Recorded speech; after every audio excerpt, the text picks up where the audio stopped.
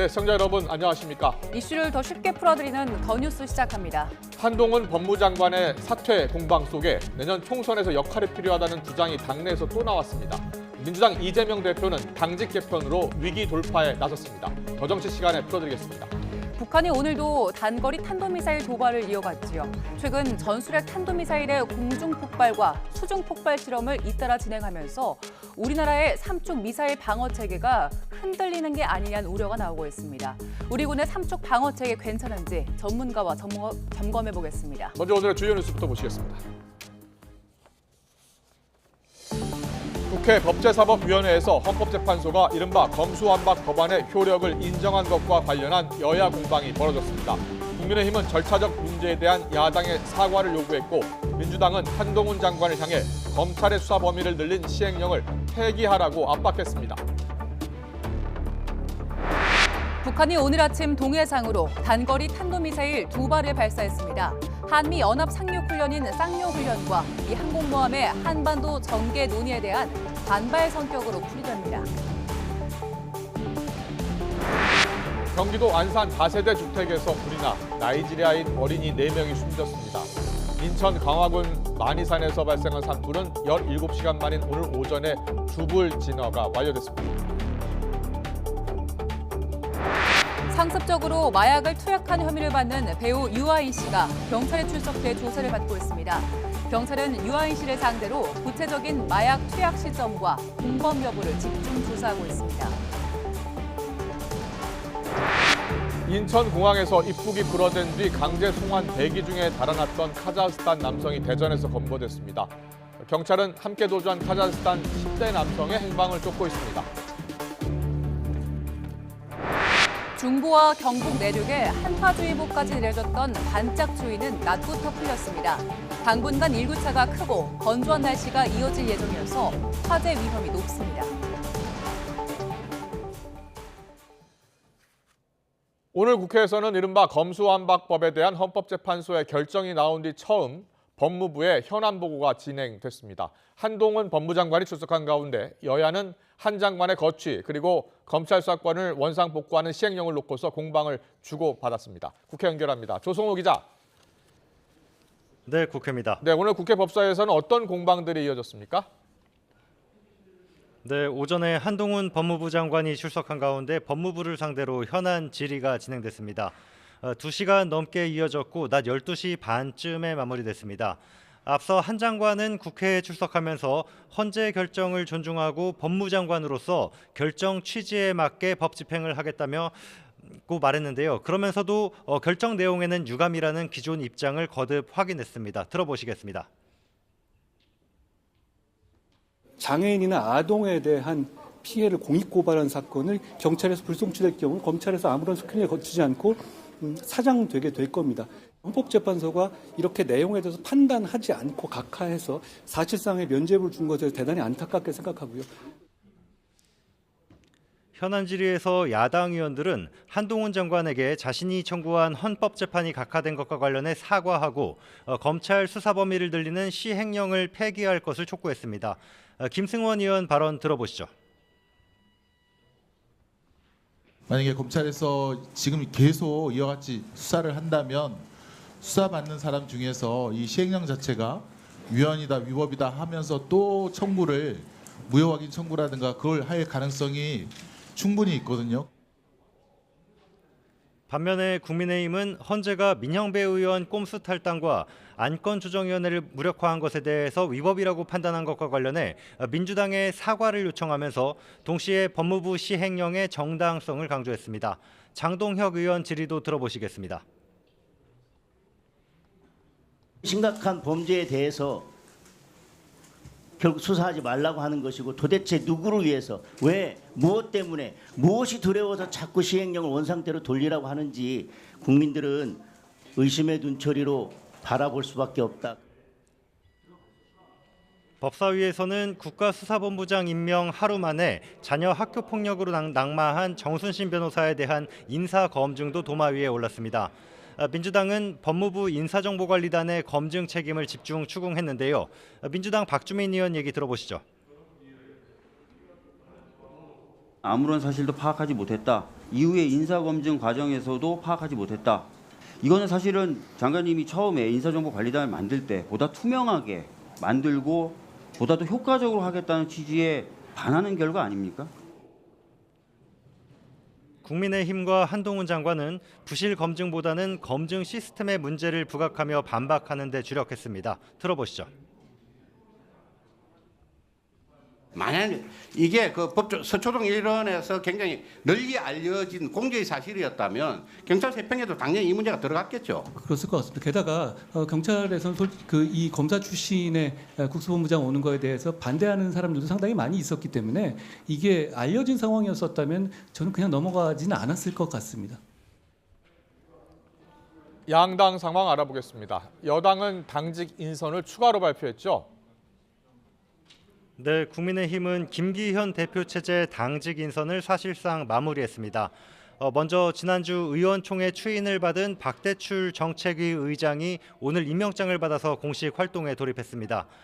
그리고 당의 싱크탱크인 여의도연구원 원장에는 초선의 박수영 의원이 임명됐습니다. 홍보본부장에 내정된 민영삼 사회통합전략연구원장에 대한 임명은 연기가 됐는데요. 친윤석열계 지도부라는 비판을 고려해서 다른 당직들과 함께 발표할 것으로 알려졌는데 이런 비판에 대해서 김기현 대표는 이런 말로 일축했습니다. 친윤 인사를 채워줬다는 평가의 기준이 뭔지 모르겠습니다. 우리 당에 그러면 친윤 아닌 인사가 있으신가요? 윤석열 정부의 성공을 바라지 않는 인사가 우리 당에 있으신가요? 저는 그런 평가에 대해서 기본적으로 찬성하기 어렵습니다. 네, 민주당 역시 오늘 당직 개편했습니다. 어떻게 됐습니까? 네, 말씀하신 대로 당직 개편을 단행을 했습니다. 이재명 대표는 지명직 최고위원회 비명계이면서 광주 지역 재선인 송갑석 의원을 임명했습니다. 정책위 의장은 삼선의 김민석 의원, 정책위 수석 부의장과 전략기획위원장에는 재선의 김성주, 한병도 의원을 각각 임명했습니다. 대변인단에는 재선의 권칠승 의원이 수석 대변인으로 합류했고 초선 강선우 의원이 새 대변인을 맡게 된 가운데 브리핑 논란이 있었던 김의겸 의원은 교체가 됐습니다. 비명계가 두루 중용됐지만 당직 개편의 핵심으로 꼽히던 조정식 사무총장은 유임됐습니다. 박성준 대변인의 관련 설명 들어보시죠. 통합, 탕평, 안정이라고 하는 의미를 담아서 이번에 당직 개편을 했다는 말씀을 드리겠습니다. 조정식 사무총장이 그동안의 5선 위원으로서 일을 잘 해오셨고요. 또 사무총장으로서 안정을 추구하면서 당내 화합을 이룰 수 있는 적임자라는 평이 많았습니다. 이른바 개딸로 불리는 극성 지지자들의 비명계 의원들에 대한 공격으로 민주당 내 내홍이 격해지는 상황에서 이번 당직 개편이 갈등을 푸는 계기가 될 수 있을지 주목됩니다. 지금까지 국회에서 YTN 조성호입니다. 윤석열 대통령이 국민의힘과 정부 간의 협의를 강화하라고 내각에 지시했습니다. 윤 대통령은 법률안과 예산안을 수반하지 않는 정책도 모두 당정 간에 긴밀히 협의하라고 지시했다고 이도훈 대통령실 대변인이 전했습니다. 윤 대통령은 또 협의 과정에서 국민 여론이 충분히 반영돼야 한다고 강조했습니다. 이로써 국민의힘 박대출 신임 정책위 의장과 대통령실 이관섭 국정기획수석 사이의 정책 공조를 위한 채널이 본격적으로 가동될 것으로 보입니다. 윤석열 대통령이 다음 달 미국 국빈 방문과 5월 G7 정상회의를 앞두고 국가안보실 이문희 외교비서관을 교체했습니다. 대통령실 관계자는 YTN에 이 비서관의 인사교체 시기가 돼서 바꾼 것이라고 설명했습니다. 하지만 김일범 대통령실 의전비서관이 윤 대통령의 일본 방문을 앞두고 사퇴한 데 이어서 외교비서관까지 교체된 것은 이례적이라는 평가도 나옵니다. 우종수 경기 남부경찰청장이 신임 국가수사본부장으로 공식 임명됩니다. 윤익은 경찰청장은 기자회견을 열어 정부가 우종수 청장을 신임 국수본부장으로 임명하기로 했다고 밝혔습니다. 우 본부장은 입장문을 통해 중책을 맡게 돼 무거운 책임감을 느낀다면서 앞으로 경찰 수사에 대해 높아진 국민의 기대에 부응하도록 수사경찰 3만 5천여 명과 함께 최선을 다하겠다고 밝혔습니다. 정부는 지난주 일본을 방문한 권영세 통일부 장관이 일본 측의 납북자와 억류자, 이산가족 문제 관련 정례 소통 채널을 제안한 데 대해 문제 해결의 시급성 등을 고려한 거라고 언급했습니다. 구병삼 통일부 대변인은 오늘 정례 브리핑에서 해당 문제는 한국과 일본이 공통의 관심사를 가지고 있는 사안이고 인도적 차원에서 해결이 시급하다며 문제 해결 의지를 함께 협의한다는 차원에서 한일 간 협력을 제의했다고 설명했습니다.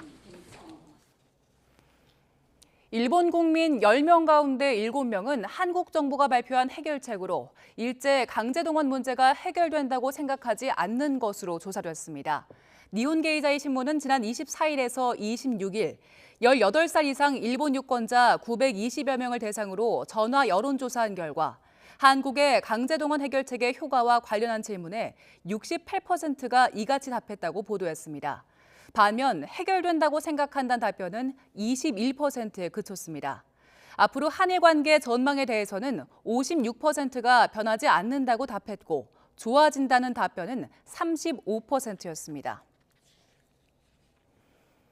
윤석열 대통령의 국정수행 지지도가 3주 연속 하락해 30%대 중반을 기록했다는 여론조사 결과가 나왔습니다. 리얼미터가 미디어 트리뷴 의뢰로 지난 20일부터 닷새 동안 전국 성인 남녀 2,506명에게 설문한 결과 윤 대통령이 국정수행을 잘한다는 평가는 일주일 전보다 0.8%포인트 하락한 36%로 집계됐습니다. 부정평가는 지난주보다 0.8%포인트 오른 61.2%로 나타났습니다. 윤 대통령 국정수행 지지도는 3월 첫 주에 올해 최고점을 찍은 이후 3주 연속 하락하고 있는 반면 부정평가는 3주 연속 오름세입니다. 리얼미터는 한일 정상회담 관련 영향과 주 69시간 논란 등 대형 복합 악재가 연이어 발생한 점을 원인으로 분석했습니다. 정당 지지도는 국민의힘이 지난주보다 0.9%포인트 오른 37.9%, 민주당은 1%포인트 내린 45.4%였습니다. 자세한 내용은 리얼미터 홈페이지나 중앙선거여론조사심의위원회 홈페이지를 참조하면 됩니다. 북한이 오늘 또다시 동해상으로 단거리 탄도미사일 2발을 발사했습니다.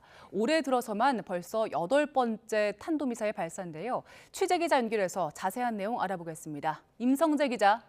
네, 국방부입니다. 네, 북한이 오늘도 도발을 했네요. 네, 합동참모본부는 북한이 오늘 아침 7시 47분쯤부터 8시까지 동해상으로 탄도미사일을 발사했다고 밝혔습니다. 발사지는 황해북도 중화군 일대로 단거리 탄도미사일 2발을 발사한 것으로 포착됐습니다. 북동쪽 45도 함경북도 길주 앞바다 무인도 알선 방향으로 날아간 미사일은 370여 킬로미터를 비행한 뒤 동해상에 떨어진 것으로 파악됐습니다. 군은 미사일의 세부 재원과 추가적인 활동에 대해 정밀 분석하고 있습니다. 이번 도발은 지난 22일 북한이 전략 순항미사일 4발을 쏜 지 닷새만으로 이 탄도미사일로는 올해 8번째입니다. 북한은 한미연합연습 자유의 방패를 비난하며 3월 내내 미사일 도발을 이어왔는데요. 이 대륙간 탄도미사일 ICBM 발사와 미사일 공중 폭발 실험, 핵 어뢰 수중 폭발 시험 등을 감행했습니다. FS 본연습 시작 나흘 전인 지난 9일 근거리 탄도미사일 6발을 발사했고 지난 12일에는 잠수함 발사 순항미사일을 처음 쏘아 올렸습니다. 이어 지난 16일 ICBM 고각 발사와 지난 19일 남한 전역을 사정권으로 두는 SRBM을 발사했습니다. 지난 21일부터 23일 사이에는 수중 드론 형태의 핵 어뢰 헤이를 발사하며 긴장감을 끌어올렸습니다. 이번 도발은 미 항공모함 전개와 연일 맹비난을 퍼부은 한미연합 상륙훈련 쌍용훈련에 대한 반발 성격으로 보이는데요. 내일 미 핵추진 항공모함 니미츠함을 포함한 제11항모 강습단이 부산 작전기지로 입항합니다. 항모 강습단은 니미츠함과 이지스 순양함 벙커1함, 이지스 구축함 웨이니 메이어함과 디케이터함으로 구성됐습니다. 입항에 앞서 오늘은 제주 남방 공해상에서 우리 해군 세종대왕함, 최영함과 함께 항모 호송훈련과 방공전 등 연합 해상훈련을 실시합니다. 우리 군은 북한의 연이은 탄도미사일 발사는 유엔 안보리 결의를 명백히 위반한 것이라며 이를 즉각 중단할 것을 분명히 했습니다. 지금까지 국방부에서 전해드렸습니다.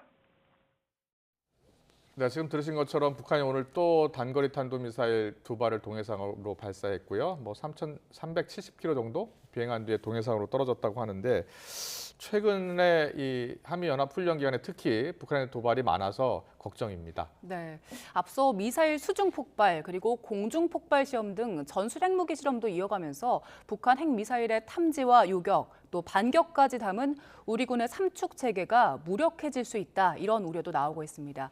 관련해서 김열수 한국군사문제연구원 안보전략실장과 이야기 나눠보겠습니다. 어서 오세요. 네, 어서 오십시오. 네. 안녕하세요. 북한이 오늘도 미사일을 발사했잖아요. 네, 네. 어떤 훈련을 겨냥해서 쏘았다고요?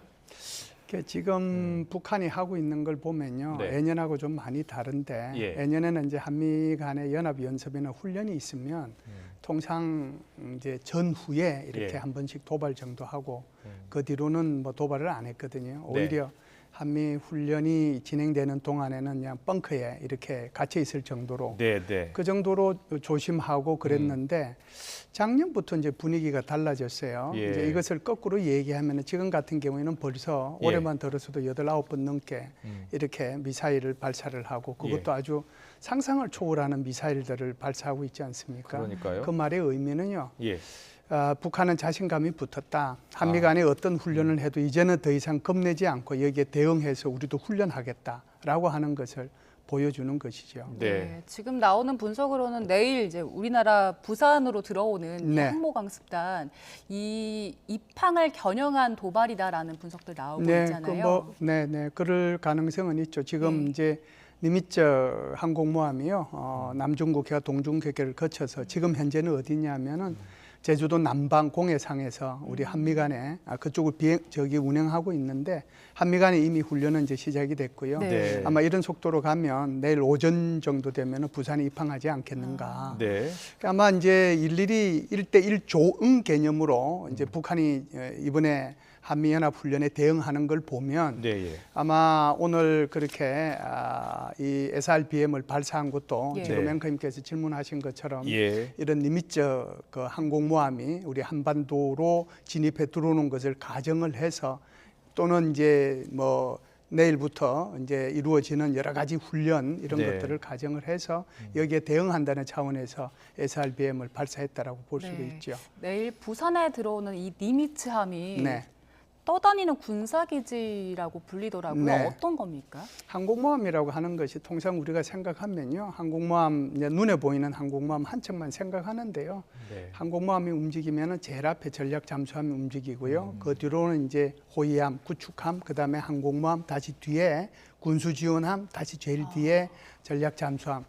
사실상 한 개의 항공모함, 이제 강습단이라고 하지만 그것이 예. 움직일 때는 그것이 가지고 있는 것이 어지간한 국가의 공군력, 해군력을 다 합한 것보다도 많거든요. 네. 게다가 이제 눈에 보이는 것만 얘기하면 그 갑판 위에만 하더라도 전투기 또는 뭐 전자전기 이런 거 포함해가지고 70대, 80대가 떠 있자. 그 위에 이제 그 온돼 있잖아요. 지금 화면에 나오고 있습니다. 그 정도로 항공모함 한 척이 가지고 있는 그 공군력 예. 또는 해군력이라고 하는 것은 대단한 거죠. 예. 그래서 이제 작년 9월달, 10월달에는 로널드 레이건함이 제7함대 소속이죠. 그것이 이제 와가지고 한미 간에 또는 한밀 간에 연합연습과 훈련을 하고 돌아갔고요. 6개월 만에 이번에 다시 니미츠함이 들어와서 한미 연합연습을 하고 또 한미일 연합연습도 할 예정으로 돼 있습니다. 네. 북한이 자신감을 가졌다. 네. 한미연합 훈련 때 과거와 달리 도발을 이어가고 있다.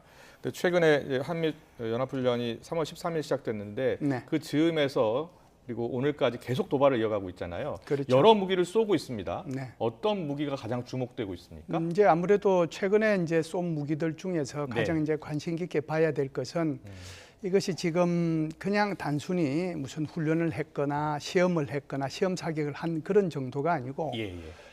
핵 공격을 하기 위한 모의탄을 삽탄을 해서 그걸 통해서 훈련을 했다. 소위 말해서 핵 전쟁에 대비한 훈련을 했다는 것이 제일 중요한 거죠. 그래서 그렇군요. 그것이 예. 두 군데서 이제 세 군데서 나타나는데 예, 예. 하나는 SRBM을 쐈을 때 네. 거기에서 지상 800m에서 터뜨리잖아요. 네. 지상 800m에서 공중 폭발 시험이라고 그렇죠. 하더라고요. 모의탄을 가지고 예. 공중 폭발로 시험을 한 거고요.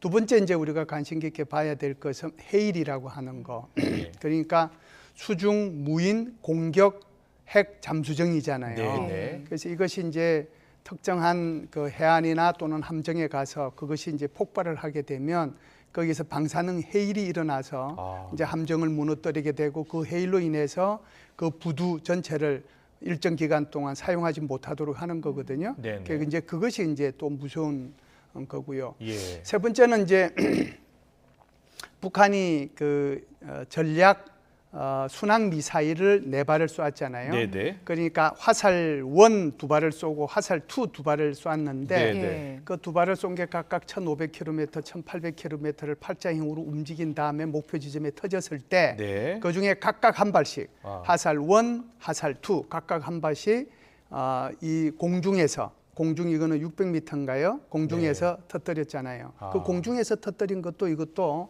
핵을 가정한 핵무기를 가정해가지고 이걸 터뜨린 거거든요. 예. 그러면은 제가 이제 말씀드린 게 SRBM이 있고 헤일이라고 하는 핵 무인 공격 잠수정이 있고 예. 그다음에 지금 화살 1, 2라고 하는 SLCM이 있고 예. 이것이 전부 다 뭘 가정한 거예요? 핵 전쟁을 가정해서 모의탄 훈련을 했다는 거예요. 그렇군요. 이것이 과거와 확연히 다른 최근의 북한의 행태라고 볼 수가 있습니다. 네네. 직접적으로 핵 투발 수단이라는 걸 이제 공공연하게 드러내고 네. 있는 건데 하나씩 좀 짚어보면 해일 있잖아요. 수중 네, 폭발. 네, 네.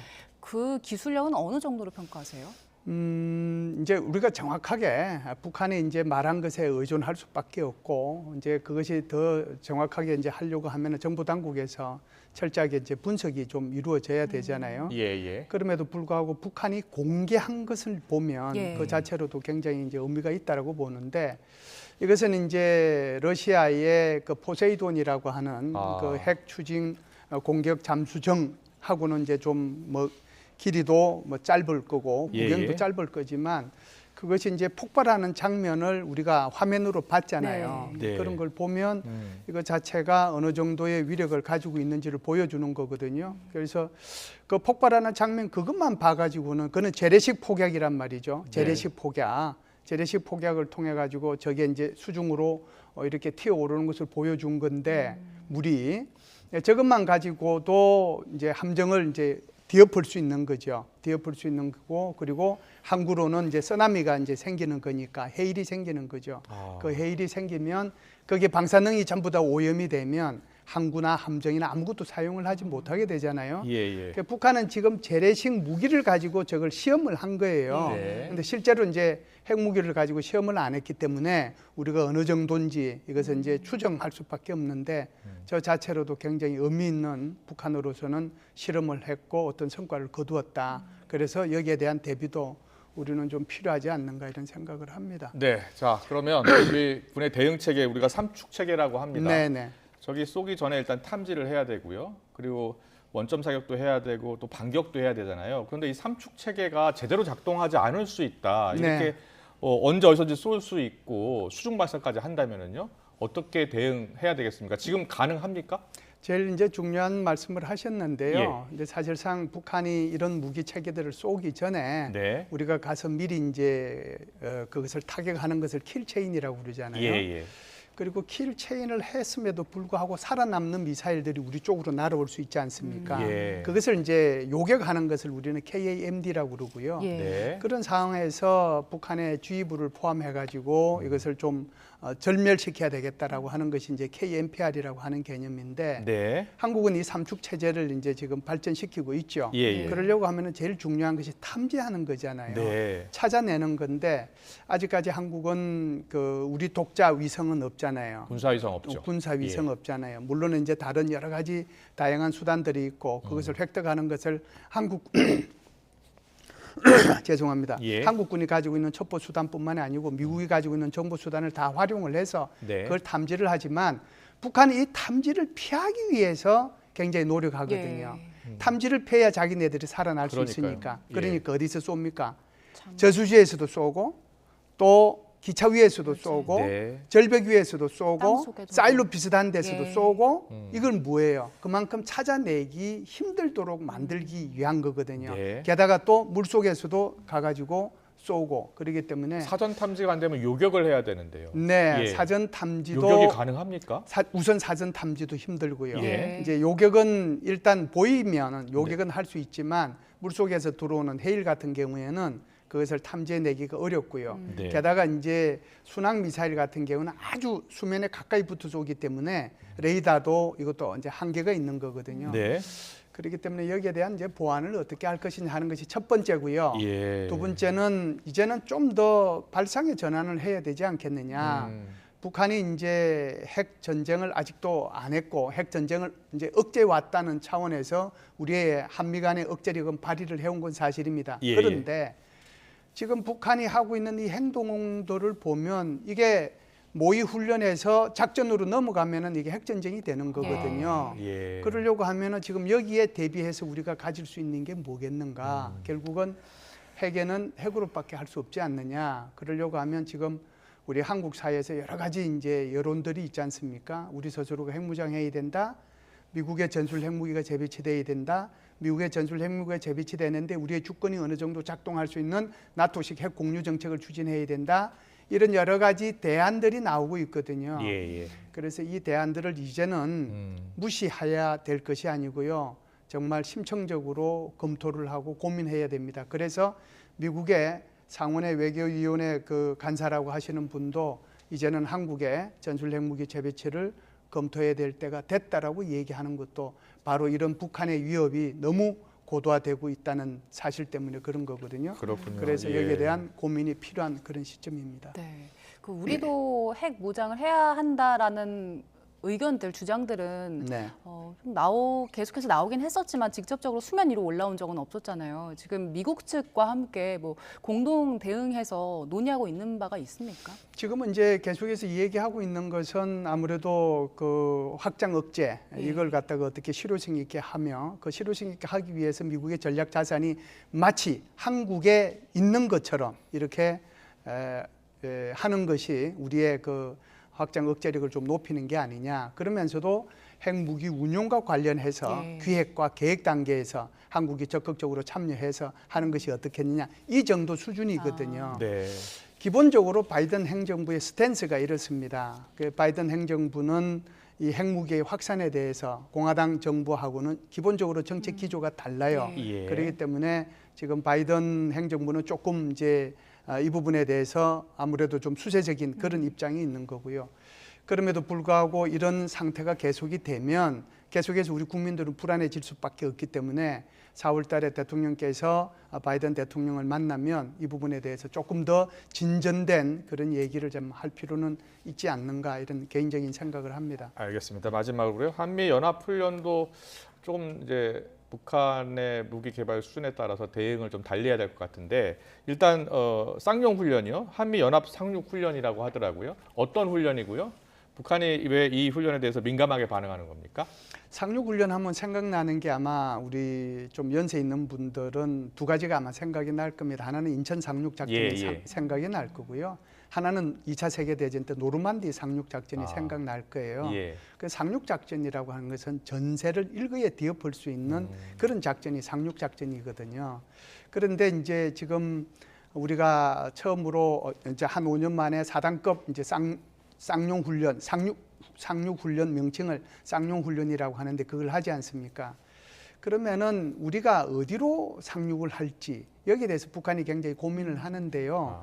우리가 함흥으로 할지 원산으로 할지 그렇지 않으면은 서쪽의 남포로 할지 우리가 어디로 할지에 따라서 북한 이를 방어하기 위해서 적어도 아무리 작아도 4 내지 5개 사단이 거기에 따라서 움직여야 되는 거거든요. 그러니까 주도권이 누구한테 있느냐 하면 우리한테 있는 거고요. 이런 상륙 훈련을 하기 위해서 지금 동원되고 있는 전력을 한번 보세요. 우선 니미츠 들어와 있죠. 내일 되면 들어오죠. 그다음에 저기 마킨 아일랜드 함 이것도 반항공모함이거든요. 이것도 4만 톤급인데 이후에 소위 말해서 F-35B 수직 이착륙기 그것만 해도 22기가 그 위에 떠요. 그렇군요. 20기가 떠요. 그러니까 사실상 거의 뭐 항공모함 2척이 지금 한국에 들어와 있는 상태고 여기에 이제 전투기 그다음에 함정 이런 걸 합하면 북한이 전례에 볼 수 없었던 어마어마한 상륙 훈련이 지금 한국에서 한미 간에 진행되고 있는 거잖아요. 예. 그러니까 이렇다 보니 네. 북한으로 와서는 여기에 굉장히 위협을 느낄 수밖에 없고 네. 그래서 이것을 계속해서 이제 얘기하는 것이 반공화국 공격 훈련이다 이렇게 얘기하고 있는 것이죠. 네, 알겠습니다. 북한의 미사일 도발이 자꾸 고도화되고 있는데 어느 정도 수준까지 올라와 있고 또 우리나라 삼축 체계로 가능할지를 지켜봤습니다. 앞으로의 대응 방향에 대해서도 짚어봤고요. 김열수 한국군사문제연구원 안보전략실장이었습니다. 잘 들었습니다. 감사합니다.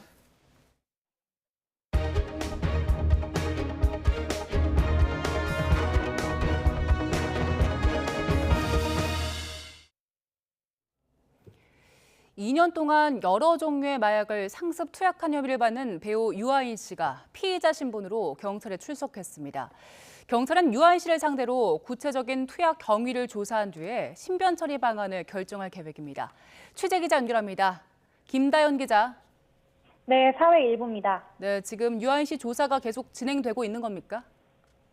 네, 조사는 5시간 가까이 진행되고 있습니다. 유아인 씨는 오늘 오전 9시 20분쯤 서울경찰청 마약범죄수사대에 출석했는데요.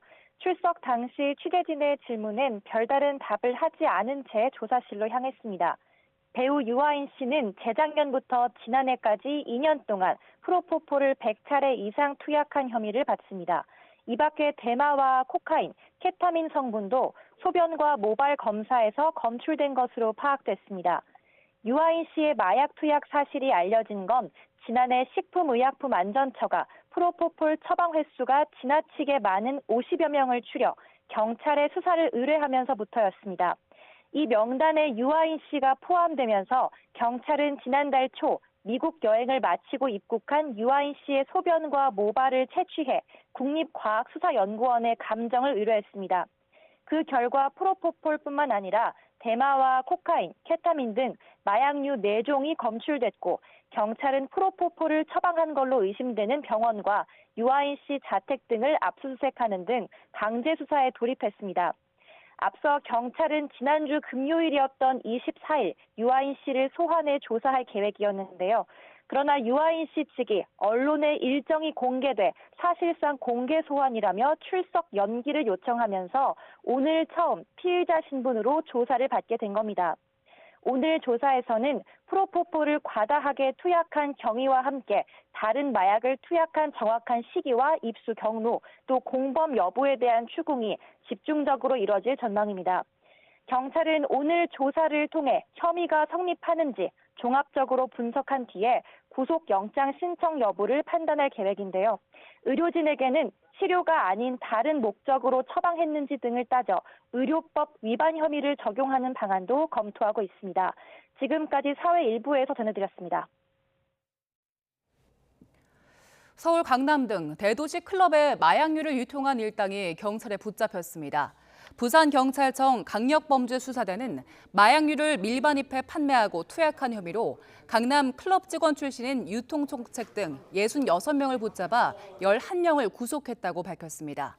유통조직은 지난해 초부터 최근까지 미국 하와이에서 국제 우편을 통해 대마와 엑스터시, 코카인 등 20억 원 상당을 몰래 들여와 서울과 부산, 대구 등에 있는 클럽에 유통한 혐의를 받고 있습니다. 어제 인천국제공항에서 입국이 불허돼 강제 송환 비행기를 기다리다 달아난 외국인 2명 가운데 1명이 도주 17시간 만에 붙잡혔습니다. 대전경찰청은 어젯밤 9시 40분쯤 대전 가양동에 있는 한 편의점에서 카자흐스탄 국적 21살 남성 A씨를 검거했습니다. A씨는 인천공항 경찰단의 신병이 인계돼 조사를 받고 있고 경찰은 A씨와 함께 달아난 카자흐스탄 국적 18살 남성 B씨의 행방도 계속 뒤쫓고 있습니다. 이들은 지난 24일 아침 7시 20분쯤 다른 카자흐스탄인 4명과 함께 인천공항을 통해 국내로 들어오려다 모두 입국 불허 판정을 받고 강제 송환 비행편을 기다리고 있던 걸로 파악됐습니다. 어제 오후 인천 강화군 만인산에서 발생한 산불이 17시간여 만에 붙잡혔습니다. 산림당국은 날이 밝자마자 헬기 11대를 투입해 진화 작업을 벌인 결과 오늘 아침 8시쯤 주부를 완전히 잡아 잔불 정리 단계로 돌입했다고 밝혔습니다. 이 불로 다친 사람은 없었지만 한때 주민 8명이 마을 회관 등으로 대피했고 축구장 30개 넓이의 산림 22헥타르가 불에 타거나 그을렸습니다. 또 다행히 국가지정 보물이 있는 정수사나 주변 시설로 불길이 번지지는 않았습니다. 오늘 새벽 경기 안산시 단원구에 있는 빌라에서 불이 나 나이지리아인 남매 4명이 숨졌습니다. 1살짜리 막내를 가까스로 보호한 부모가 다른 자녀들까진 미처 대피시키지 못한 걸로 알려지면서 안타까움을 더하고 있습니다. 취재 기자 연결합니다. 송재인 기자. 네, 사회일보입니다. 네, 오늘 새벽에 갑자기 불이 났다고요? 네, 경기 안산 선부동에 있는 다세대 주택에서 불이 났다는 신고가 접수된 건 오늘 새벽 3시 반쯤입니다. 주로 외국인 노동자들이 사는 3층짜리 빌라인데 2층 집에서 불이 났습니다. 집에는 나이지리아인 가족, 부모와 5남매가 살고 있던 것으로 조사됐습니다. 불이 나자 부모는 1살짜리 막내를 데리고 급히 나왔지만 다른 자녀들을 미처 구하진 못했습니다. 나머지 4남매, 11살 여아와 7살과 6살 남아, 4살 여아가 심정지 상태로 발견됐고 결국 병원으로 옮겨져 사망 판정을 받았습니다. 부모 역시 다쳐 병원에서 치료를 받고 있습니다. 네, 합동 감식 결과는 나왔습니까? 네, 경찰과 소방은 감식을 진행한 결과 거실벽 콘센트에서 불이 시작한 것으로 추정하고 있습니다. 전기적 요인일 가능성이 큰데 불은 삽시간에 거실 바닥으로 번진 것으로 알려졌습니다. 이에 경찰은 안방에 있던 4남매가 미처 대피하지 못한 채 질식에 의해 숨진 것으로 보고 있습니다. 변을 당한 나이지리아인 가족은 2010년 무렵 한국으로 온 것으로 전해졌습니다. 아버지가 고물상 일을 하면서 일가족 7명의 생계를 유지해왔다고 이웃 주민들은 설명했는데요. 벌이가 충분하지 않았을 텐데도 참 밝은 가정이었다며 안타까움을 전했습니다. 지금까지 사회 일부에서 전해드렸습니다.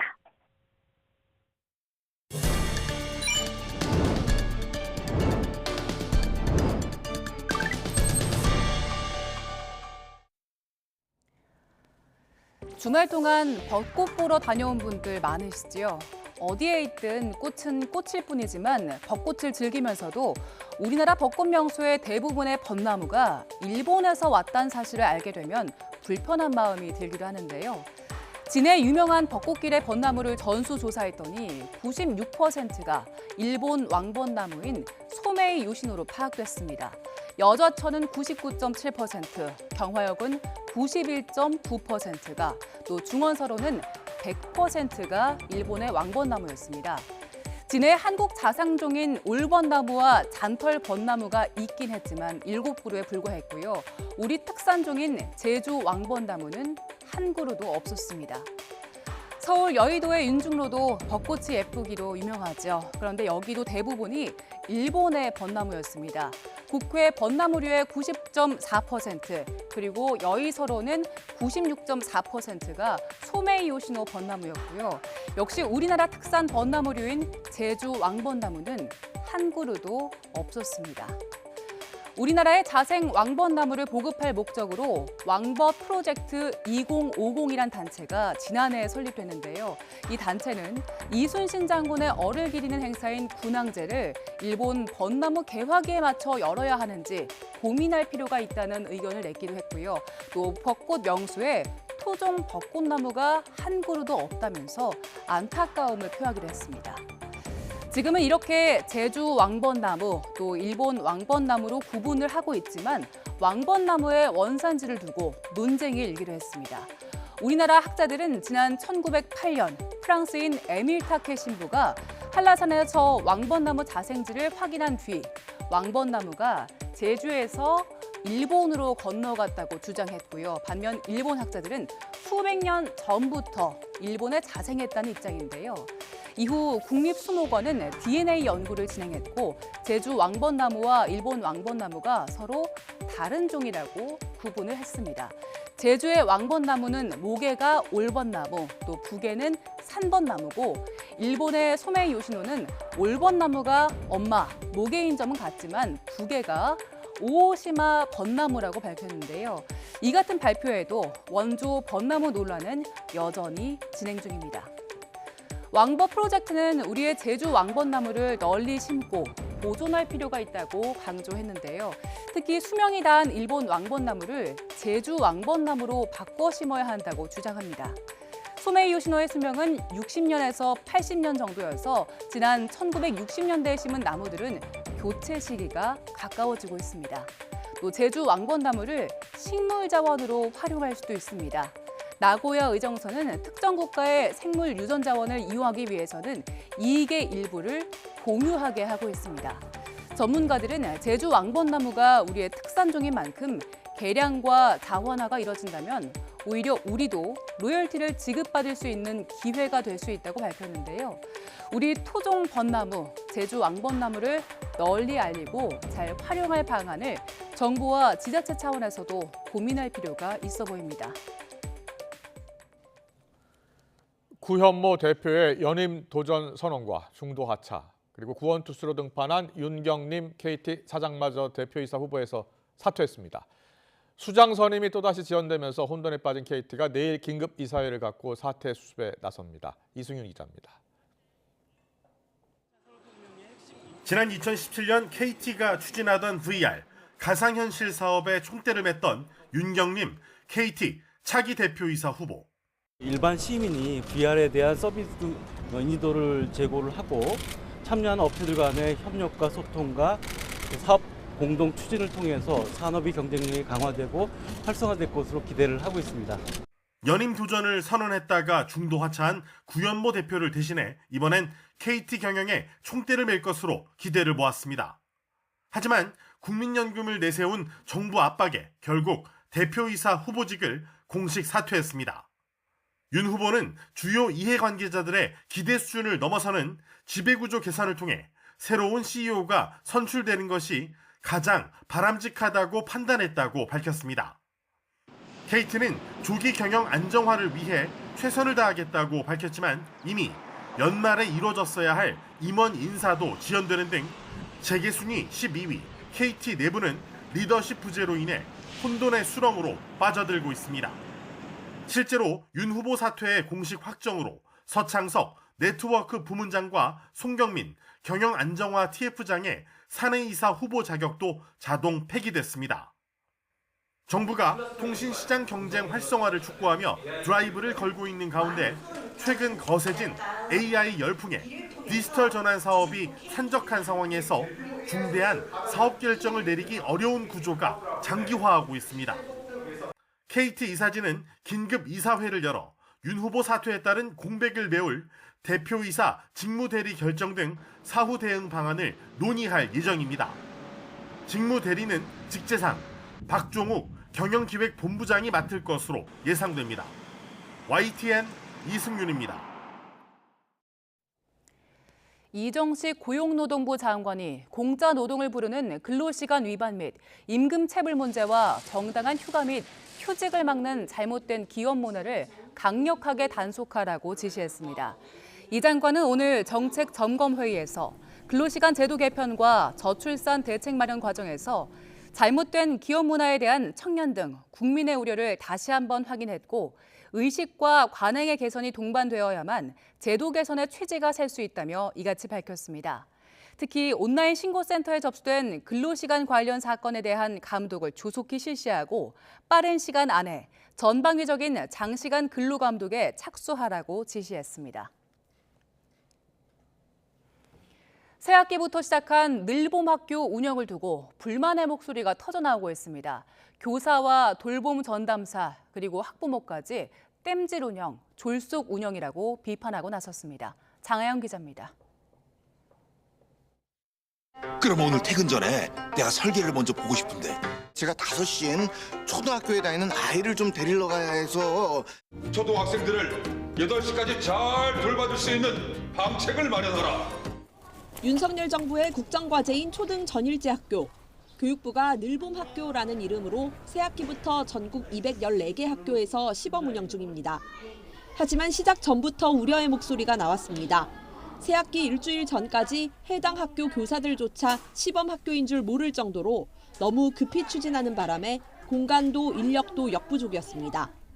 딱 일주일 전 2월 21일 전남의 43개 학교가 늘봄학교 시범학교로 선정되었습니다. 늘봄학교를 벼락치기로 준비하여 교사들은 업무 가중을 호소합니다. 이 부분은 저희가 가장 역점을 두는 부분이기 때문에 업무는 상당히 많이 경감될 것으로 생각하고 있습니다. 교육부는 이렇게 말했지만 돌봄 행정에 투입한다는 공무원 120명을 현장에선 체감할 수 없다는 반응입니다.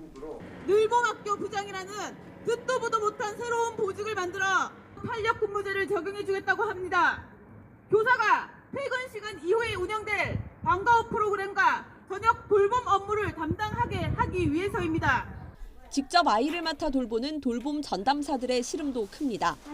아이들이 학교에 머무는 시간은 늘었는데 돌봄 전담사는 절반 이상이 시간제 인력이고 총액 인건비로 증원도 막아놨습니다. 경북에는 전일제 돌봄 전담사가 한 명도 없습니다. 갑자기 시작하니까 교실이 없었습니다. 도서관에 칸막이를 치고 늘봄 아이들과 돌봄 아이들을 분리시키고 늘봄 아이들에게 문제집을 풀게 하는. 모자라는 인력을 보충하기 위해 정부는 자원봉사자와 기간제 교사를 모집하고 지자체의 노인 일자리와 연계하겠다는 계획을 내놨습니다. 학부모는 아이가 부모와 함께 집에 있을 수 있도록 노동 환경을 개선하는 게 먼저라고 말합니다. 전문적이지 않은 일, 봉사로 할 수 있는 일, 이런 정도로 돌봄을 치부하고 이러한 늘봄학교는 돌봄을 하는 자에게도 그리고 돌봄을 맡기는 자에게도 저녁 8시까지 일하라. 애는 우리가 8시까지 학교에서 봐줄 테니. YTN 장하영입니다. 돌봄 전담사와 급식실 종사자 같은 학교 비정규직 노동자들이 인력 충원과 임금 체계 개편을 요구하며 오는 31일 신학기 총파업에 들어갑니다. 전국학교 비정규직 연대회의는 오늘 서울 용산 대통령실 앞과 전국 17개 시도교육청 앞에서 기자회견을 열고 이같이 밝혔습니다. 이들은 학교 비정규직의 저임금 구조에도 불구하고 교육당국이 근속수당을 동결하는 등의 임금교섭 최종안을 내놔 차별 해소에 대한 의지가 전혀 없다고 주장했습니다. 노조는 이번 파업에 2만여 명이 참여할 걸로 예상했습니다. 김영미 대통령 직속 저출산 고령화위원회 부위원장이 지난 15년 동안 280조 원을 투입한 저출산 대책은 실패했다고 진단했습니다. 김영미 부위원장은 한국보건사회연구원의 보건복지포럼 3월호를 통해 지난 15년 동안 280조 원의 재정을 투입했지만 결과적으로 초저출산의 추세 반전에는 실패했다면서 이같이 밝혔습니다. 김 부위원장은 정책 공급자인 정부 말고 수요자인 국민 입장에서는 그동안의 정책을 긍정평가하기가 어렵고 냉정한 현실 진단과 정책 평가가 필요한 시점이라고 평가했습니다. 반짝 추위가 물러나고 다시 온화한 봄 날씨를 되찾았습니다. 노란 개나리도 화사하게 봄 분위기를 더하고 있는데요. 현재 서울 기온은 13.6도로 예년 수준 보이고 있습니다. 당분간 꽃샘 추위는 없겠고 기온은 오름세를 보이겠습니다. 다만 일교차가 10도 이상 크게 벌어지니까요. 스카프나 여벌의 겉옷으로 체온 조절 잘해주시기 바랍니다. 오늘에 이어 내일도 전국이 대체로 맑겠습니다. 다만 뚜렷한 비 소식이 없어서 대기는 점점 더 메말라 가겠는데요. 현재 수도권과 강원, 충북 등 중부지방을 중심으로 건조주의보가 발효 중입니다.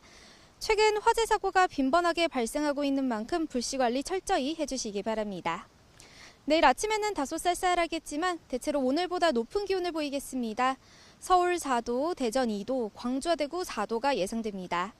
내일 낮 동안에는 예년 기온을 조금 웃돌며 온화하겠습니다. 서울 16도, 광주 18도, 대구 19도가 예상됩니다.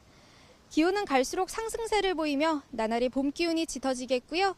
내륙은 맑고 건조한 날씨가 지속할 전망입니다.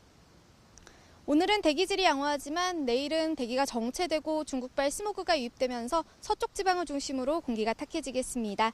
호흡기가 약하신 분들은 참고하시고 대비하시는 게 좋겠습니다. 지금까지 YTN 원희다입니다. 한동훈 법무장관의 사퇴 공방 속에 내년 총선에서 역할이 필요하다는 주장이 당내에서 또 나왔습니다. 민주당 이재명 대표는 당직 개편으로 위기 돌파에 나섰습니다. 잠시 뒤 더 정치 시간에 풀어드리겠습니다.